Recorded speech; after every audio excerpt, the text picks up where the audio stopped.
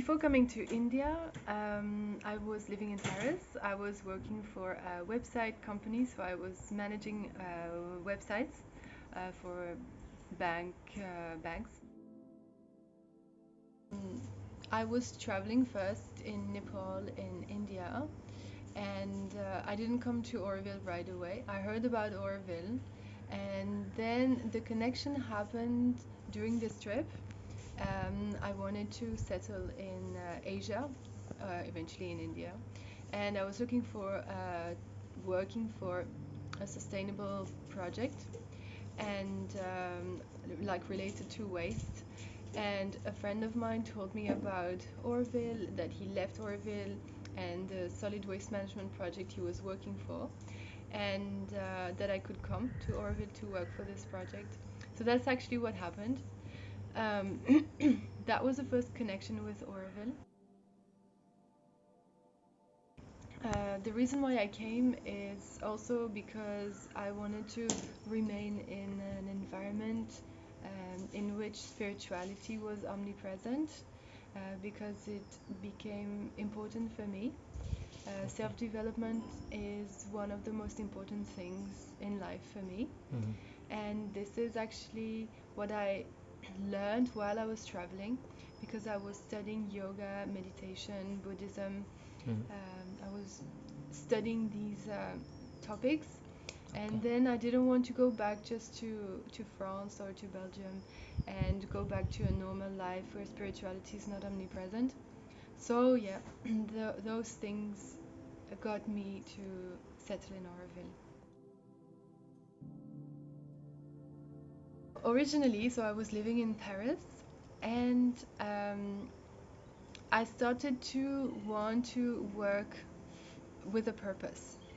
The only purpose of my work back then was just to generate money and increase that money, which was not very interesting and motivating. I had always been attracted by environmental topics, and I got in touch with a project linked to waste management. So I started to help those guys, and I also got involved in an association that fights against the presence of endocrine disruptors in daily life products. So endocrine disruptors, it's pretty much chemicals which disrupt your hormonal system. And the hormonal system is super important in someone's body because it regulates the mood, the sleep, the hunger, like so many things. And of course, it's related to the reproductive system. So if your endocrine system is disrupted, then eventually you can't have any children. And those endocrine disruptors are in so many of our daily life products. It can be shampoos, shower gel, but also cleaning products, perfumes, and so on. So with them, I got to learn about this, all like the dangerous stuff for health, which is in our daily life products. And with them, I started to learn how to make my cosmetics myself. I was trying to find a deodorant which didn't have any aluminum, because aluminum is in most of the commercial deodorants, and it can eventually create disease, especially for us women, because the armpits are close to the breast. And yeah, I had heard that it was not so good to put aluminum there. So that's how I was trying to find an alternative. In the shops, I wouldn't find good alternatives. Actually, I had found only one brand which was suitable to my criteria, but it still had plastic, and I had started to get interested into like packaging, plastic waste, waste management. Where does the waste go? Reuse a small jar, glass jar of course, because I avoid plastic as much as possible, and I would just mix half coconut oil and half baking soda, and that's just the greatest deodorant, which is healthy. It's all organic or natural, and it's very low cost.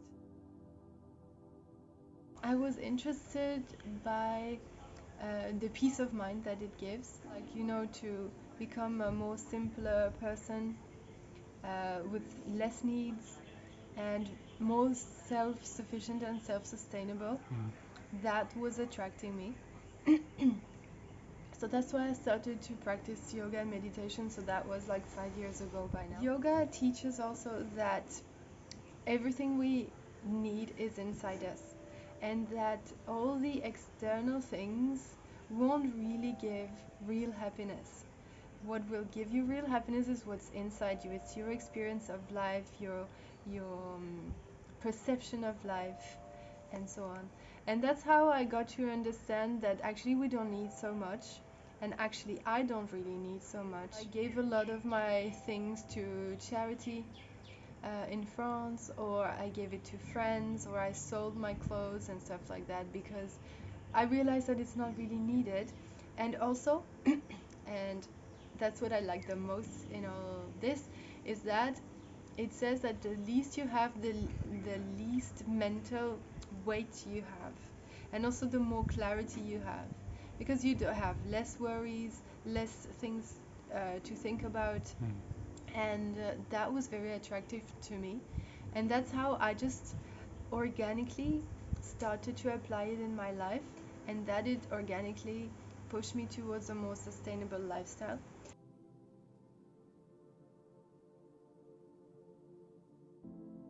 So Auroville is a great place actually to live a sustainable lifestyle, because for instance we have a cooperative which is called PTDC, and there we have a lot of items which we can buy package free.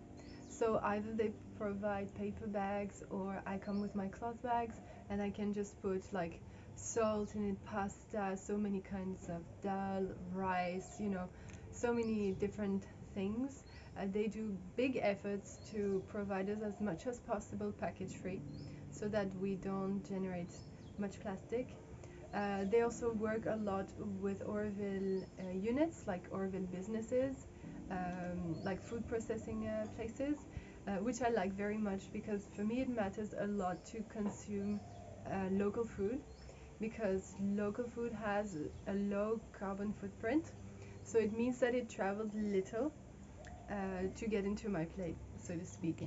And that's what I try to do, so as much as possible. We also have like clean mobility businesses, like Kinesis, for instance. They provide electric cycles. We also have a free store.